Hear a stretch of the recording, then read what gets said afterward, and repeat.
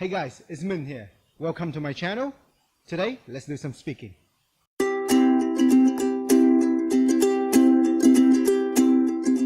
So I have here with me today the Cambridge IELTS practice test by Mark Griffith and published by NTV LLC.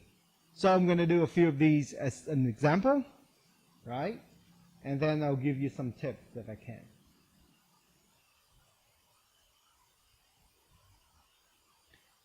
So the most important thing that you should remember about doing part 2 speaking is that you should keep talking and talking and talking until the examiner tell you to stop, right?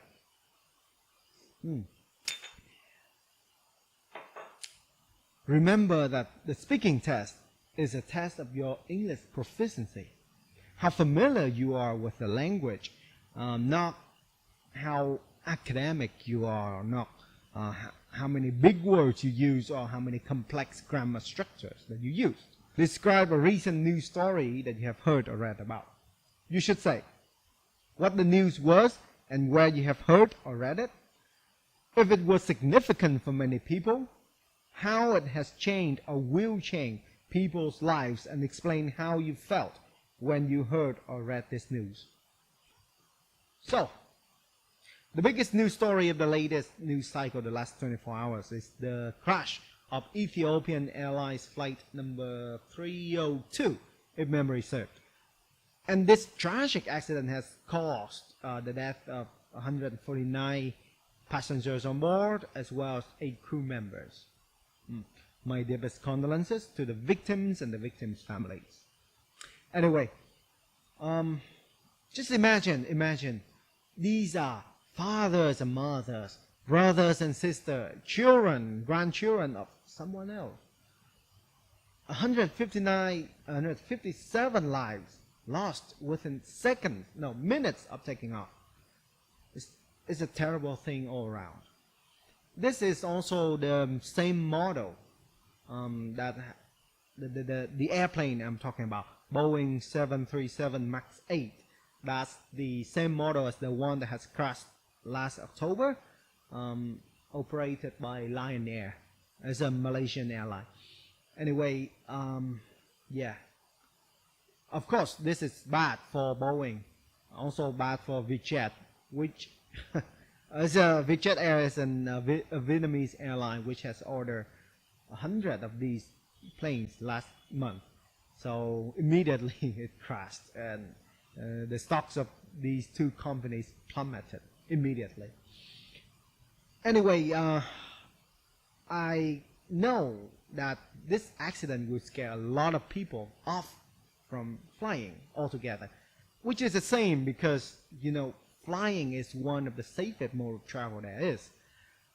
The engineers, the aerospace engineers, they put a lot of thoughts into the design of the airplane, a lot of precautions and redundancy, so that even when an engine or even two engines both fail at the same time, the airplane can still glide to safety.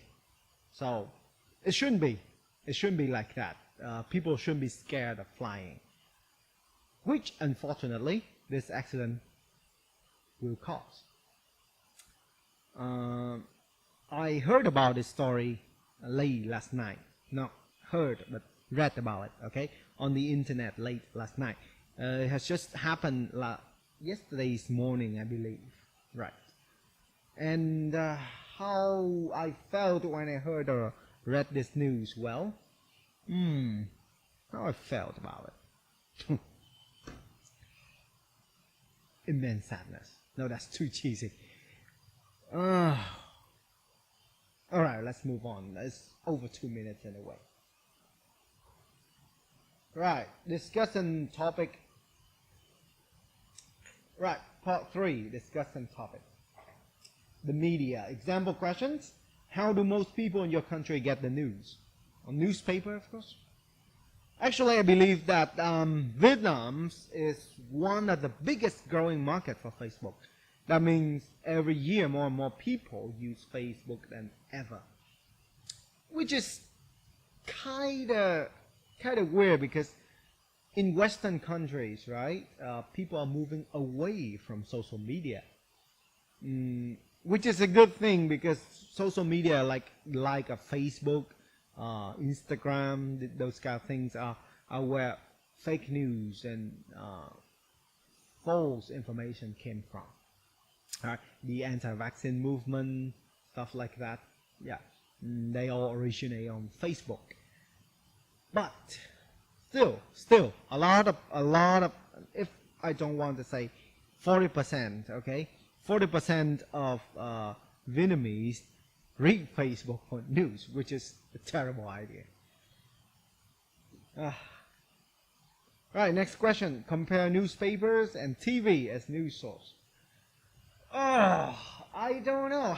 How do I even compare these? Newspapers less direct, less in the moment, because they are printed, even the daily newspaper, but they're printed daily, okay? But TV, they're more immediate, more in the moment, right? So if there's a breaking news happening at like 5 p.m., then the TV can cover that, but the newspaper can't. But TV, they're more visual, you know, and people like visuals. People like when they can see it, they can imagine it. No, they don't have to imagine it. When you read the newspapers, they're like 1 or 2 photos at most, and the rest you have to imagine. For TV, though, they don't have to imagine, they don't have to use their brain cells, right? The images are fed to them, right, through the TV. So TV is lazier in a way, yeah, but it's more efficient, also more costly to do. All right, next question. Do you think that the different media, newspapers, TV, radio, the internet are reliable sources of news? How else do you get the news? If not newspaper, TV, radio, and internet, you only have so many choices. How else do you learn about the world? How else do you get the news if not these methods?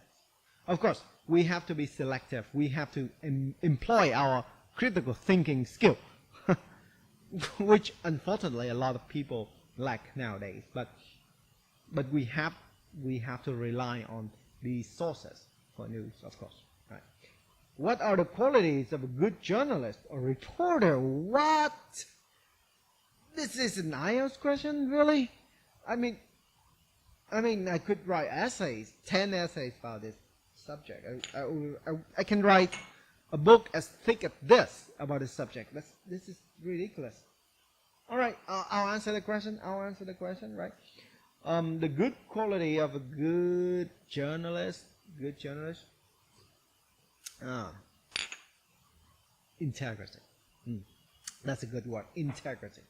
So there are times when journalists offer a large sum of money to write untruthful things, or just present the truth, but in a different way, so that people see the events, so that people think in a different light, right? It's a very subtle way of influencing, of spreading propaganda. Now that I think about it, all news spreads some sort of propaganda. No matter what kind of news do you read, there's no such things as impartial news. But a good journalist, a good reporter should be as truthful and impartial as possible, in my opinion anyway. All right, next question. How do you think most people will get the news in the future? I don't know. Still on the internet? I'm no prophet. I cannot guess the future. I cannot know what isn't here yet. Maybe in the future there will be some kind of subliminal message that's sent directly into your head. You don't even you can automatically know what's going on without even opening a news source. But that's a terrible idea, actually. Now that I think about it, that's a terrible idea. But for the time being, though, the internet is replacing traditional newspaper. Sorry about that. The battery ran out. I fixed that, but anyway, that's all. That's test 1 of this book. See you next week. Same time, same channel. Once again, my name is Minh, and I hope you have learned something new today.